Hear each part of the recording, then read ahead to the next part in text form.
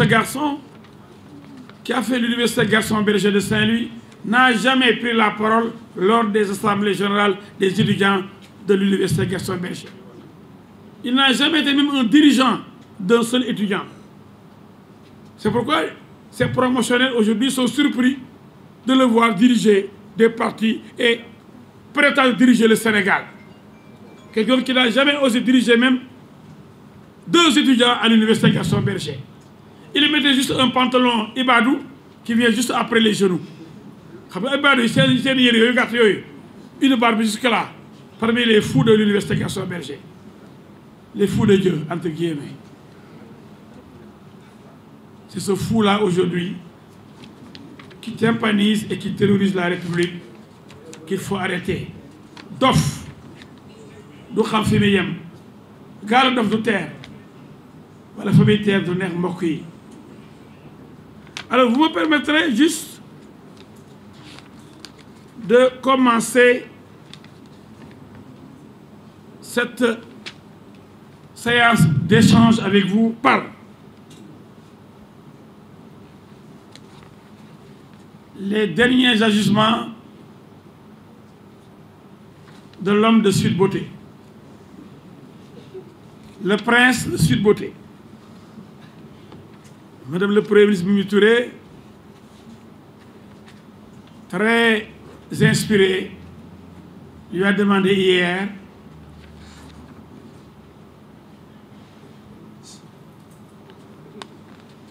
d'être plus sérieux parce que Benno Bokk Yakaar ne pourrait pas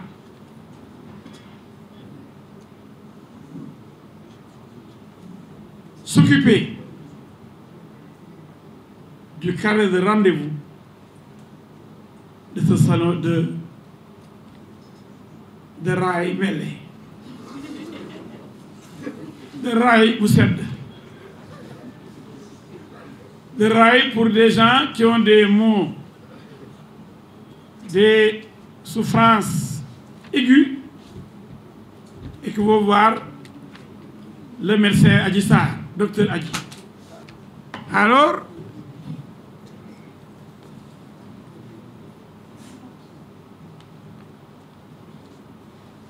c'est vrai que l'homme a toujours été un provocateur, un populiste. Il a toujours été incorrect, insolent, prétentieux, orgueilleux, malhonnête, terroriste, criminel. Et Serigne Mountakha Mbacké, yàlla fi yàgg ci wér, khalife général des mourides, suñu Serigne, nee na ko, lorsqu'il l'a reçu, il lui a dit: tuer un seul être humain vous amène en enfer. Vous allez découvrir l'enfer en tuant une seule personne. waaw sëriñ bi xam nga Khalifa dafay jaaroon ak Karim Wade moo tax xam lu ma lay yëgal politique jarul rey nit, wut nguur jarul rey nit. La réponse du marabout.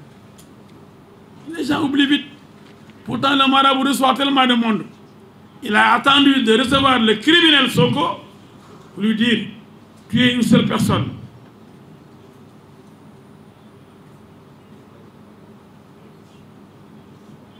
vous amène en enfer.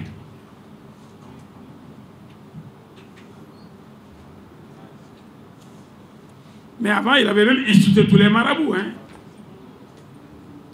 Il avait même dit que s'il prend le pouvoir, il va mettre fin aux cérémonies des Magal et des Gamou. Parce que les Ibadou Gamouñu loolu, Ibadou Gamouñu ay Touba ak ay Tivaouane. C'est-à-dire qu'il n'a qu'à s'assumer quoi. Maintenant on le voit traîner à Touba comme un larbin. Chercher des audiences, Serigne Cheikh, Serigne Salim, moi fanaan. Il est ridicule ce type-là. Qui brille.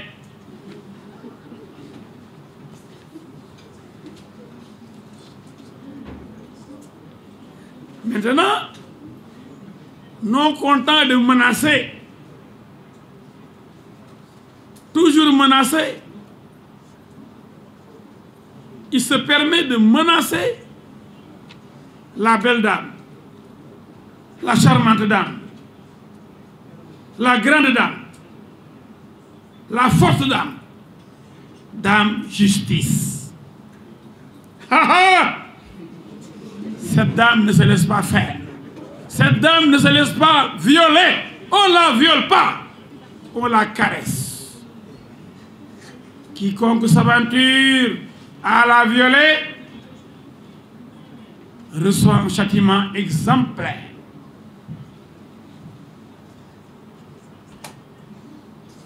J'en profite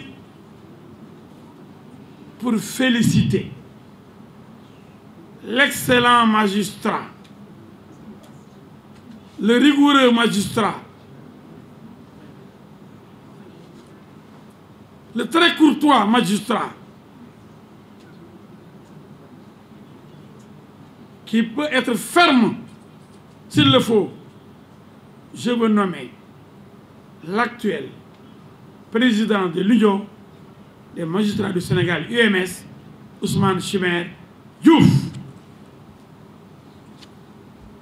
Je le félicite, comme j'ai eu à féliciter son prédécesseur,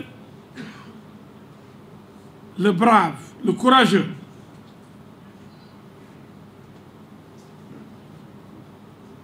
le pieux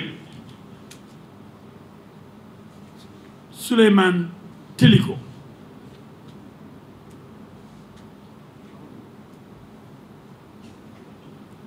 Ces félicitations peuvent aller, et doivent aller d'ailleurs, doivent aller à leurs prédécesseurs aussi. Le grand juge, ancien président de l'UMS, le charismatique Maguette Diop, le président Maguette Diop, et avant lui le président Ablaye Ba. Ils ont toujours défendu la magistrature. Et qui parle de magistrature, parle de justice, parle d'une institution prestigieuse, d'une institution remarquable qui protège la société, qui protège les droits des citoyens. Une institution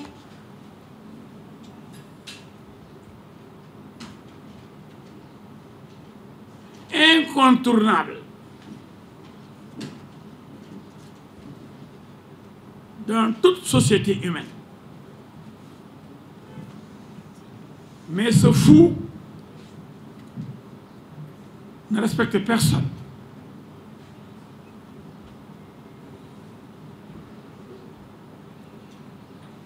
Mais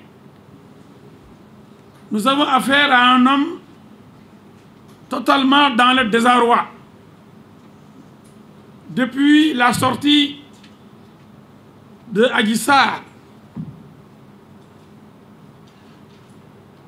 dans les médias occidentaux, notamment RFI, France 24, Jeune Afrique, Le Monde,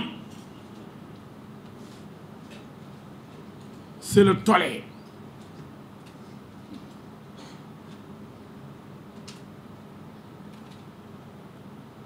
C'est la débandade dans les rangs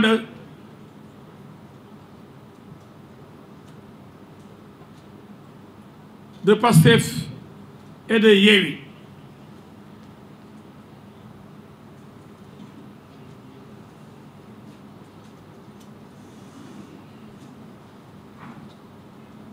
Des plateaux de télévision, de radio ont permis de découvrir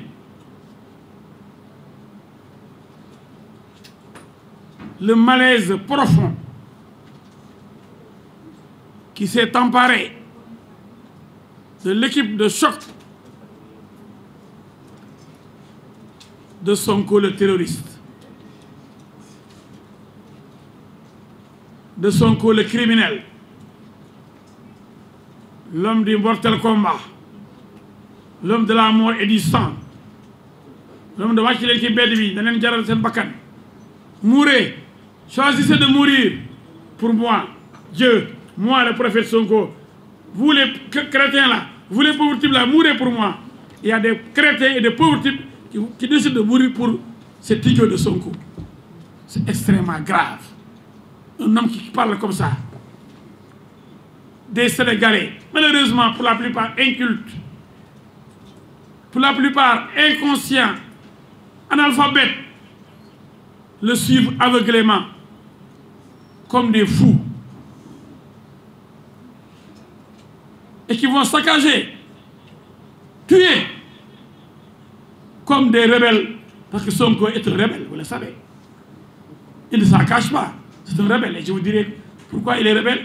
Et chaque fois, comment il dirige le maquis, et comment il travaille avec le maquis, et comment il bombarde et tue les Sénégalais. Sonko est un criminel. Mais ça va faire un criminel.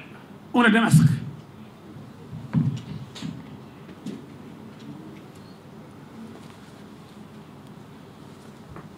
Les rebelles ont voté pour lui, hein, parce qu'il leur promet la monnaie locale, la monnaie séparatiste, la monnaie rebelle.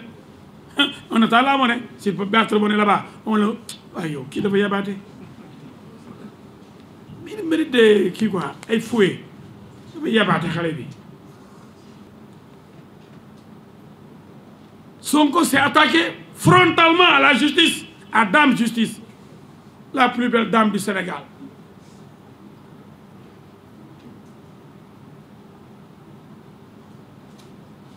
Il insulte tous les juges, procureurs, juges d'instruction, nouveau juge d'instruction, nouveau doyen des juges. Il n'épargne personne.